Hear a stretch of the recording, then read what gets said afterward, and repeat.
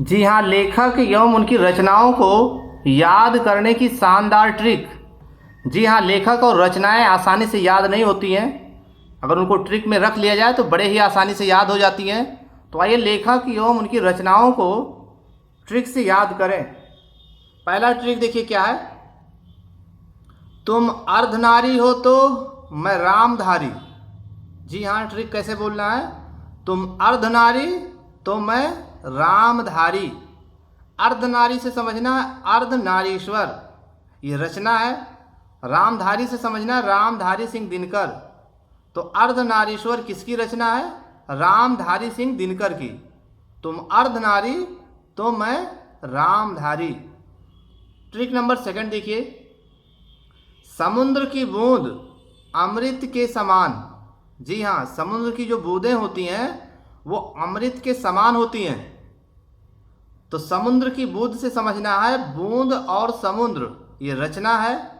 और अमृत से समझना है अमृतलाल नागर। तो अमृतलाल नागर की जो रचना है वो बूंद और समुद्र है। तो समुद्र की बूंद अमृत के समान है। ट्रिक नंबर थर्ड देखिए। धर्मवीर भारती गुनाहों के देवता हैं।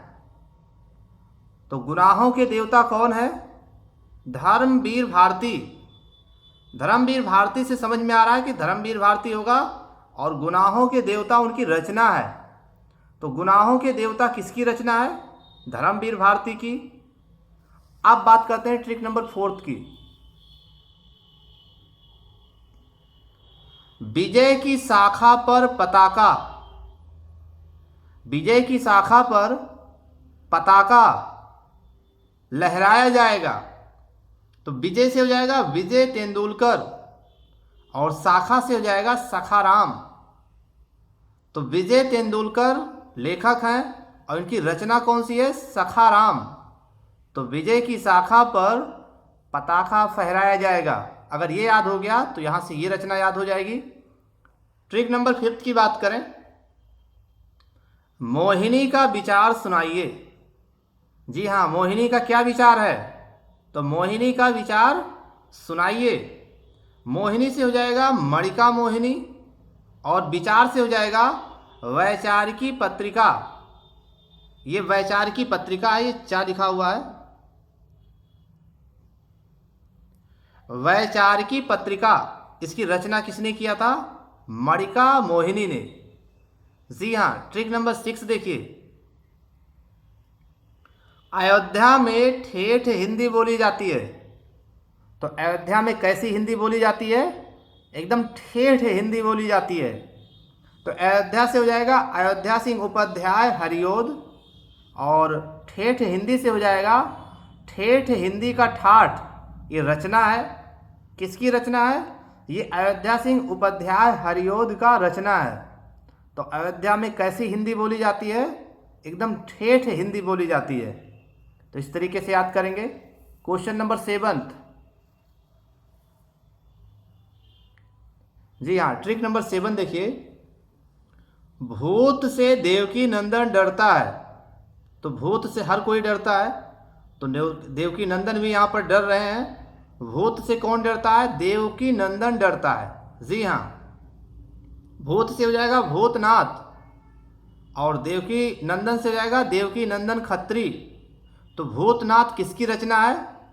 देवकी नंदन खत्री की रचना है। ट्रिक नंबर 8 देखिए क्या है। अनाम दास का पोता हजारों में एक है। तो अनाम दास का पोता जो है वो हजारों में क्या है? एक है। अनाम दास का पोथा ये रचना है और हजारों से समझना है हजारी प्रसाद द्विवेदी। तो हजारी प्रसाद द्विवेदी ने कौन सी रचना की है? अनाम दास का पोथा। अब बात करते हैं ट्रिक नंबर 9 की। महाभोज में मन्नू भंडारी पहुंचा।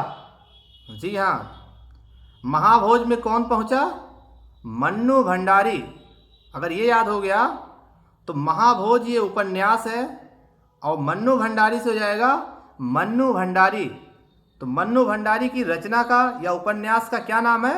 महाभोज। महाभोज में कौन पहुंचा? मन्नू भंडारी। अब बात करते हैं ट्रिक नंबर 10 की। रामधारी सिंह उर्वशी को ज्ञान दे रहे थे। बहुत सही। रामधारी सिंह उर्वशी को क्या दे रहे थे? ज्ञान दे रहे थे। तो रामधारी से हो जाएगा रामधारी सिंह दिनकर, और उर्वशी हो जाएगी उनकी रचना, और ज्ञान से हो जाएगा ज्ञानपीठ पुरस्कार। तो रामधारी सिंह दिनकर को उर्वशी रचना पर ज्ञानपीठ पुरस्कार मिला था। तो रामधारी सिंह दिनकर को ज्ञानपीठ पुरस्कार किस रचना पर मिला था? उर्वशी पर। तो आपको याद क्या करना होगा? रामधारी सिंह उर्वशी को ज्ञान दे रहे थे। ट्रिक नंबर 11 देखिए, बहुत ही रोचक ट्रिक है। बिना ताल के नाचोगे तो सूरत बिगड़ जाएगी। जी हाँ, जब बिना ताल, बिना लय, बिना सुर के जब नाचोगे तो क्या होगा? सूरत बिगड़ जाएगी। अगर ये याद हो गया तो यहाँ से ये समझ में आ रहा है, बिना ताल मतलब वेताल, पचीसी, ये रचना है, और सूरत से हो जाएगा सूरत मिश्र। तो सूरत मिश्र की रचना कौन सी है? बेताल पचीसी। तो बिना ताल के नाचोगे तो सूरत बिगड़ जाएगी। अब बात करते हैं ट्रिक नंबर 12 की। जी हाँ, अब तक 11 पुस्तक की रचनाओं और लेखक को याद कर चुके हैं हम लोग। 12 देखिए क्या है। अन्न खेतों से आएगा। बिल्कुल सही बात है। अन्न कहाँ से आएगा? खेतों से ही आएगा। तो अन्न से हो जाएगा अन्न से अनन्या, और खेतों से हो जाएगा खेतान। खेतान मतलब प्रभा खेतान। इनका जो पूरा नाम है ये है प्रभा खेतान। तो प्रभा खेतान ने किसकी रचना की थी? अन्या से अनन्या। अन्न कहाँ से आएगा? खेतों से आएगा। अब बात करते हैं ट्रिक नंबर 13 की। जी हाँ, पिताजी ज्ञानी होते हैं, यानी पिता ज्ञानी होते हैं। बिल्कुल सही बात है, पिताजी ज्ञानी होते ही हैं। तो पिता से हो जाएगा पिता एक कहानी है, और ज्ञानी से हो जाएगा ज्ञान रंजन। पिता कहानी के जो रचनाकार हैं वो कौन है? ज्ञान रंजन। तो पिता कैसे होते हैं? ज्ञानी होते हैं। सही बात है। अब बात करते हैं ट्रिक नंबर 14 की। गोकुल चपरासी था। क्या था? गोकुल जो है चपरासी था। तो ठीक है, गोकुल से हो जाएगा गोकुलनाथ, तो चपरासी से हो जाएगा 84 वैष्णवन की वार्ता। चपरासी से क्या हो जाएगा? 84। तो गोकुलनाथ की जो रचना थी वो 84 वैष्णवन की वार्ता थी। तो गोकुल क्या था? चपरासी था। अब बात करते हैं ट्रिक नंबर 15 की। जी हाँ, चंदन मुल्ला दाऊद का छोटा बेटा है। जी हाँ, इसको ट्रिक तक ही रखिएगा। चंदन मुल्ला दाऊद का छोटा बेटा है। चंदन से समझना चंदायन, ये रचना है, और मुल्ला दाऊद उसके लेखक हैं। तो चंदायन किसकी रचना है? मुल्ला दाऊद की। तो ट्रिक क्या है? चंदन मुल्ला दाऊद का बेटा है। अगर इतना याद हो गया तो ये रचना आपके दिमाग में क्लिक कर जाएगी, परीक्षा में गलती नहीं होगी। जी हाँ, अब बात करते हैं ट्रिक नंबर 16 की। शंकर जी चारों ओर से छाए हैं।